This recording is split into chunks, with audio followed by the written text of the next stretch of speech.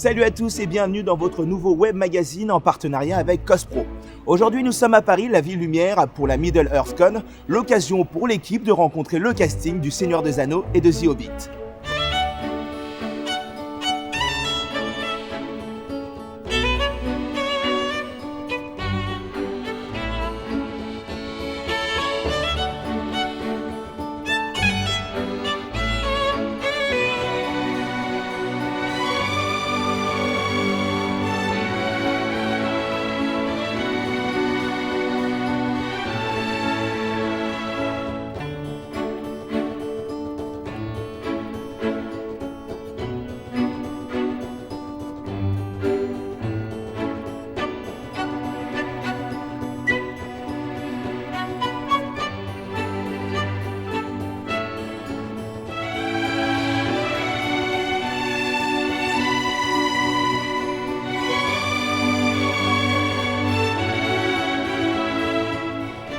My name is Sean Astin, and the character I play is Samwise Gamgee. Hello, I'm Billy Boyd, and I played Pippin in The Lord of the Rings. Hi, my name is Manu Bennett. I play Azog in The Hobbit.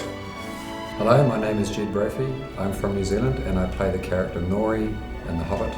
The big white guy. And I also played Schnaga, Shaku, Nazgul. Thank you. Bad guy. A couple of elves and some other people in The Lord of the Rings. The one who killed Thorin. Hello, I'm Adam Brown. I play Ori in The Hobbit. Vive la France.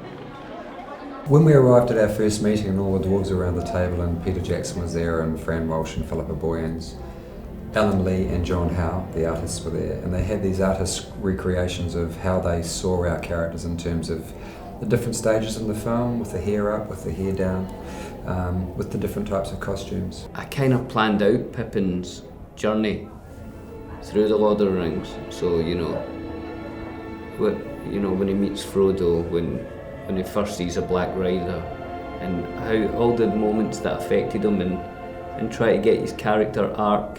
You talk about loyalty, and it's easy to be loyal to a baseball team when you're winning, but it's hard to be loyal to something when it takes a long time and you're in pain and you have to be patient and there's travel involved. Because he has quite a distance to go, Pippin.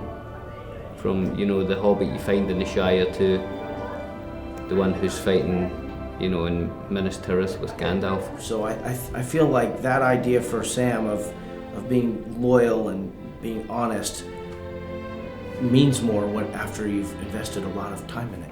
We got an incredible backstory of not only how we fitted in individually into the film, but how our families fitted in terms of what our relationship to Thorin was, the line of Durin. So I wanted to kind of, the best that I could, honour that story. So, I had it all mapped out in the book and also in the script. When I was preparing for Azog, I had very limited time. I was only given 4 days notification. Originally I auditioned for Bilbo. Azog was originally cast as a 7-foot guy in a suit, but Peter Jackson at the finish of the movie decided he wasn't necessarily happy with that. It was wonderful actually. I got a phone call from Pete and Fran and Philippa, and they said, whatever you do, don't change anything. We absolutely love your audition, and your audition has influenced the casting and the creation of Ori. So they decided that they needed a bumbling, kind of younger, innocent character. I got out the night before going in to perform. I got out Star Wars, The Empire Strikes Back, I got out Empire Strikes Back and Jaws, the movie The Great White Shark. So I'd seen an image of Azog and I thought that he looked like a predator.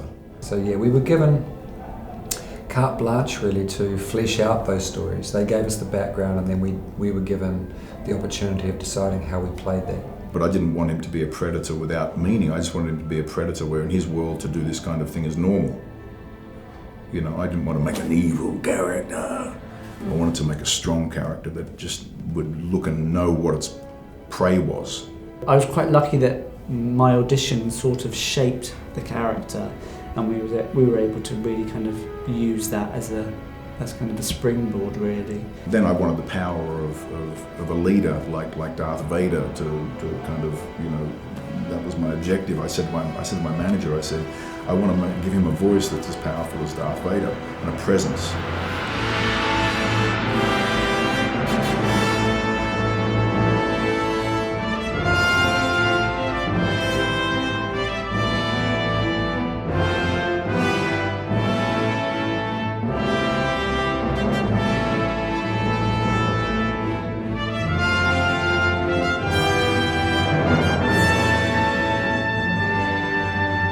We turned up in New Zealand about a month before we started filming, and we started, you know, learning how to sword fence with Bob Anderson, who is this famous sword master. Yeah, we were very lucky that we were originally only going to have 3 weeks of dwarf boot camp, and it ended up being 8, and I think it was a very wise thing. It actually went on to be quite a long time, dwarf boot camp, which was all of us just doing Horse riding first, or go to the gym, followed by horse riding, followed by dialect coaching. So to prepare for Sam, I had to eat a lot of food. And we went to the gym. I'd never been to a gym before I went to New Zealand. A lot of food. And then we would lift weights and then eat food. Pretty much every day. And then stop lifting weights and eat more food. Then we would go to stunt training, where we worked with our stunt doubles about our fighting techniques. Sam was about really eating. That's how I prepared for Sam. And we would also do a circuit training with them, which was lifting bags and smashing on the ground. Singing lessons. I had calligraphy lessons, writing in Ori's kind of sketchbook. And then we also had dwarf movement training, which is learning to walk and talk and act like a dwarf, which was also fairly intensive. So it was taken very, you know, seriously that we were all in shape and healthy. A lot of doing forward rolls and the kind of things that you would do in battle when you were trying to avoid getting blows. So, Because the days were long as well, you know. jumping ropes, doing things like this with ropes, getting our bodies physically prepared to be doing the fighting stuff. It took sort of 3 hours to become a hobbit in the morning. An hour to put on your feet, an hour to put on the hair and makeup. And you know, the feet, they put the feet on you and you wander around in the feet for a little bit and you kind of get used to them. They sort of feel normal after a while. I weighed my costume one day on the wet set. The backpack was annoying. I weighed myself before putting the costume on, and at the end of it I was 28 kgs heavier with my costume and the weapons on it. So It wasn't ergonomic. It wasn't a modern backpack. carrying that around all day you had to be strong. So it was physically draining, you know. We went from being a bunch of fairly middle-aged men to being a very fit fighting crew.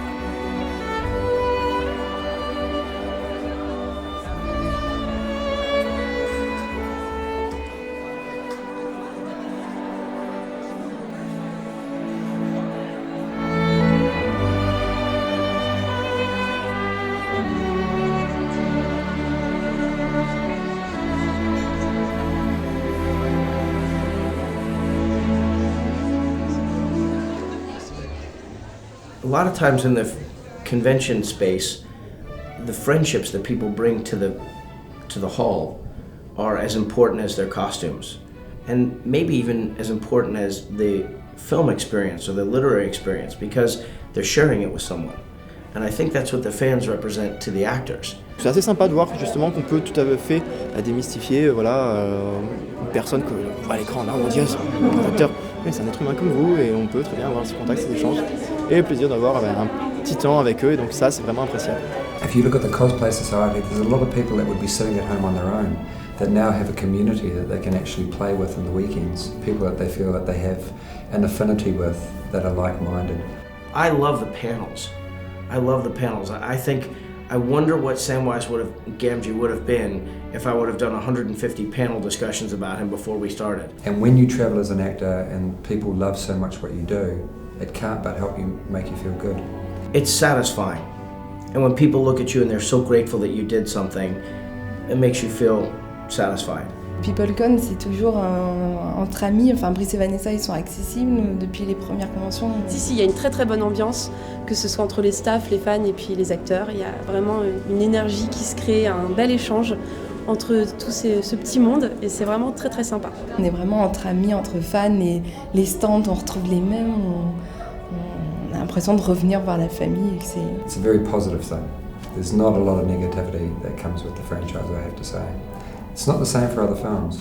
It's a unique thing in terms of how this community is. And coming to events like this, it's just fantastic seeing everybody so geared up and excited about The Hobbit 3 years on from the last movie. It's very humbling. I don't know any actor who worked on it that doesn't feel that way. We were the privileged ones. Alors pour moi, rencontrer un acteur, c'est surtout symbolique, parce que donc ces personnages, on les voit surtout dans le film. Mais de nous-mêmes, en regardant le film, on se dit pas tiens, un jour je vais le rencontrer et tout ça. Du coup, quand on le rencontre, c'est vraiment un grand moment. Et we yearn for the fans as much as the fans yearn for us. I think it's fair to say that. I think it's lovely, you know. I think they're wonderful stories straight away. Imagine if we did it and no one watched it. We create this amazing journey for ourselves, and that's good, but it's made so much more full and rich because you're sharing it with other people. So to know that we reached out and touched people, and it means so much to them, not just the films, but in terms of how it makes them feel about themselves.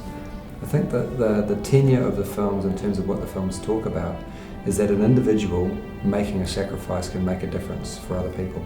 And I think that humanity that's in the films touches people. People have the experience. They watch the movies and they can live with the movies, and they can watch them over and over again, and every Christmas they can watch them with their family, and that's it. But they come here because they want a little something extra. They want to extend their experience. It's always nice to meet the people behind the character, because they give insights. Like yesterday, Manu Bennett, he gave this amazing insight in how he saw his character Ezog, how he played it. It's just wonderful because it keeps the memory alive for us. And we discover new stories, and we get to meet all my friends. We know that we were lucky. Believe me, we know how privileged we were, because I've worked on other films. They're just films. These have a life outside of that.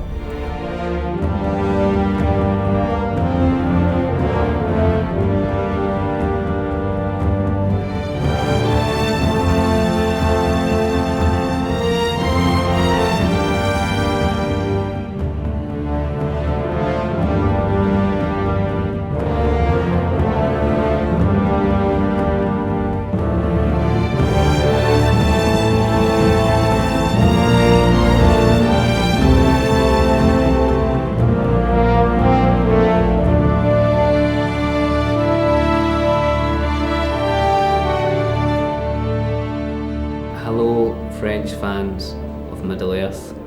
It's really lovely to be here. I hope that for everybody that comes to this convention walks away knowing a little bit more about the production of this film and this trilogy. Thank you very much for your support. It means so much to all of us. In knowing that, you'll know more about the thing that you love, and that's important. But to my French fans here in Paris, this is probably the best convention I've been to in terms of how well we've been looked after. Very professional crew, amazing fans, incredibly respectful. Paris is one of my favourite cities. The most beautiful city on the planet, and I desperately want to come back. thank you for the invite. And I just thank you for inviting me. So thank you, PeopleCon. Thank you, Paris.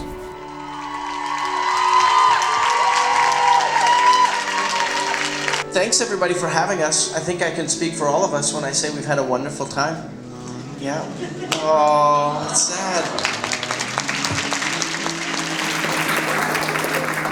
Yeah, thank you very much. You're a really great bunch of people. You've made us all feel very welcome, and we've really had a great time. Thank you very, very much. Thank you.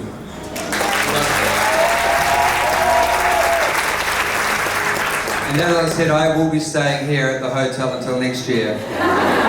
So you just need to bring me food and love every day, like you have been here, and I will be happy. To be an artist and to be able to share the moment with people is the most important thing. So thank you for your attention to me, for appreciating me, for acknowledging me, for coming and sitting and listening to me and my second voice. And for that I have only a very humble way of saying my gratitude, and thank you very much. This is a powerful weekend in this country. It's a year anniversary, and they just opened the Bataclan again last night. Sting was in town, and you just look at the group of people who come to celebrate Middle-earth, and you're the best of what humanity has to offer. So I thank all of you for being so bright and open and happy and full of meaning and joy, and it's a privilege to be in this country right now and with all of you. So thank you for that.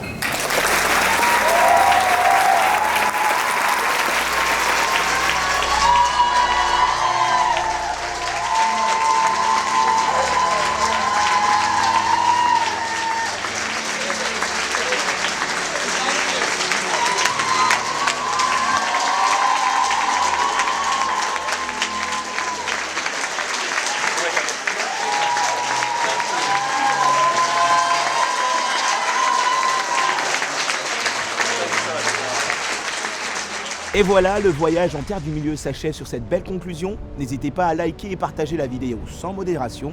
Et on se donne rendez-vous le 14 et le 15 janvier pour la Welcome to the Magic School 3.